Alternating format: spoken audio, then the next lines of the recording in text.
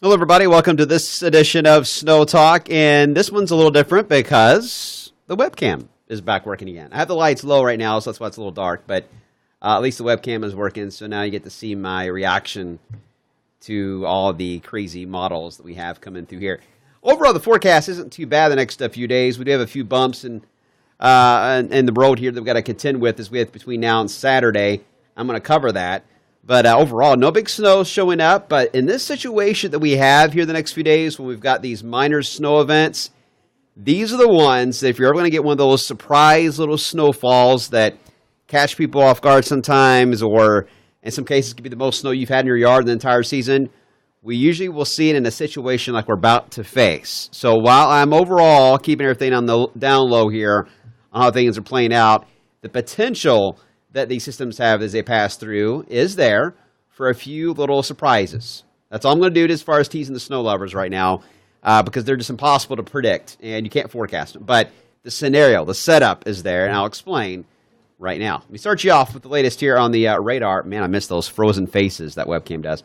Here's the latest on the radar. You can see the rain is now over with. It's now off to our east, so things are drying out here, and we've got a strong wind out of the west, and hopefully, compared to what we saw this morning, hopefully that will be just enough to dry the roads out before we get into the freezing area of temperatures after midnight tonight. And I think it will. So I'm not too concerned about the wet roads freezing up at this point, as long as the wind stays up, and it should for a few hours. Because we've got a break before we get to the next amount of precipitation in the atmosphere, and that is moisture across areas of the Wabash. Let me broaden the radar out so you can see what I'm talking about. There's a ripple in the atmosphere. Nice little piece of energy located right over areas of Lake Michigan. You see that spinning that's going on? Well, it's got little tails to it that wrap around the southern side of it. And right now, they're struggling to produce a lot of snow. It's mainly just flurries because this is a scenario where you've got moisture at play and you've got the energy, the ability to lift the air, but there is no actual supply of fuel, and that would be sunlight.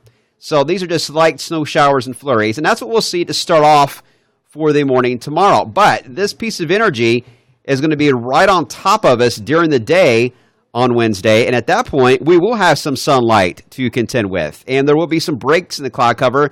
And we'll see, just like you see here, see these lines that are breaking out? We'll see the same thing tomorrow. Lines of snow showers across Kentucky and Indiana.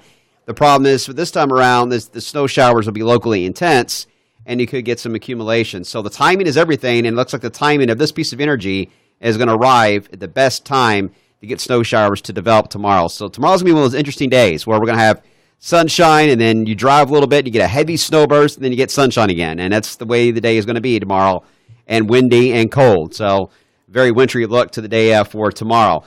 We do have another system we are watching. It's further off to the north and west here. This is one that I'm going to be tracking as we head into Thursday, and I'll break that down for you here in just a second. That has the best chance to give us maybe a decent snowfall. Here's the models as we head through the evening hours. We continue to drop temperature-wise. As we head into tomorrow afternoon, that's when we'll start to see these little pockets here of clear skies. That'll be your little hints of sunshine we're going to get.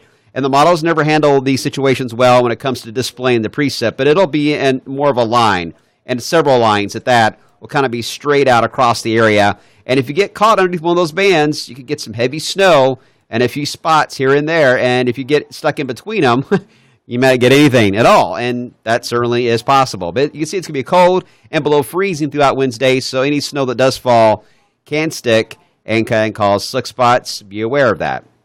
Once we get into sunset, the main energy, the fuel for these, goes away. So what happens? The cumulus clouds fade off the radar and the satellite, and then we get nothing but a clear sky around the area. In fact, tomorrow the satellite should be, you'll see bubbles in the satellite image, by the way, the cloud cover. When you see those bubbles, that means they're very convective snow showers. We should see a satellite image like that for tomorrow afternoon.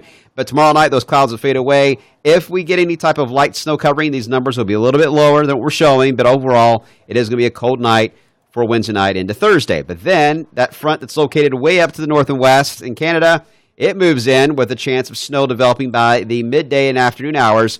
And temperatures will depend on how quickly that snow moves in. If it gets there quick enough, we're not going to rise very much in temperature. If it takes a while to get to us, we could easily rise into the upper 30s. But right now, I think mid-30s may be possible, and maybe even lower 30s if the snow gets here in time. But nevertheless, a burst of snow is expected as we into Thursday afternoon, and as we into Thursday night into Friday morning. just several rounds. You saw them fly by. Just several rounds here of showers and snow showers pass through. Some of these will be locally heavy, but just like what we saw on Wednesday, they're going to be spotty in nature as far as coverage goes. That's going to make forecasting amounts difficult, but they can produce a few little surprises in a few cases. So, how much snow are we talking about? Well, between now and the morning rush, I don't see a whole lot happening here. In fact, the models keep cutting back on every run. I wouldn't roll out a few of these snow flurries that are moving in from Illinois tonight. May put down a couple of light coatings here and there, but overall, I think our slick spot potential in the morning doesn't look too bad. But we'll have to watch it overnight and certainly watch Christie in the morning hours for sunrise to see how things are looking on the radar at that time. That will be the big key in this, and right now it's hard to tell until we get to that point. But by the afternoon tomorrow, we start to pick up some of those convective snow showers moving through. And again, it all depends on where they put down a light coating, but a dusting to a tenth of an inch of snow, certainly possible Wednesday night. But then we get into Thursday's front, into Friday, and you can see the accumulations jump upward. And you can see kind of how spotty it'll be. A few spots, this is a grand total, by the way, from now until Friday afternoon. But 2-3 inches of snow, I would not rule that out. I really wouldn't. I'm not going to forecast officially 1 to 3 inches for snow for Louisville. I'm not going to do that because I don't see that as the likely range for the Louisville area. I think the entire region has a chance at 1 to 3 inches of snow and even a couple 4-inch amounts, so we can rule that out. But it's not going to be everywhere, and most of us are going to fall on that lower end. But I cannot rule out these high amounts. I just can't. Now, if it's kind of a pattern, it is possible, so I'm going to keep that thinking in play. As far as what happens after that, we do warm up as we head into Sunday and to Martin Luther King Jr. Day coming up on Monday. But notice I mentioned before, when you start to warm up Alaska, you've got to get ready for the cold. And Alaska has warmed up. They were 50 below zero yesterday at this time. Now they're 38 in the positive territory and 20 below in Old Crow, which was around 50 below yesterday. So we're starting to see the warming trend develop here. So there's a lot of shaking and moving going on here with the areas of the polar vortex across the Arctic Circle. That means it's being displaced, and chunks of that cold flow from the polar vortex is going to be breaking off and heading southbound, and that's going to make the last week of January into the first few days of February very interesting. I still think there's a shot of high temperatures, at least for a day or two in the single digits, and I wouldn't roll out below zero, especially if we get snow cover out of this pattern, and I think we will in some cases. It's going to be easy to get below zero. But another cold Arctic blast still showing up there in the models. We'll see if it holds true. It's a long way off, and things can certainly change. We've seen that happen.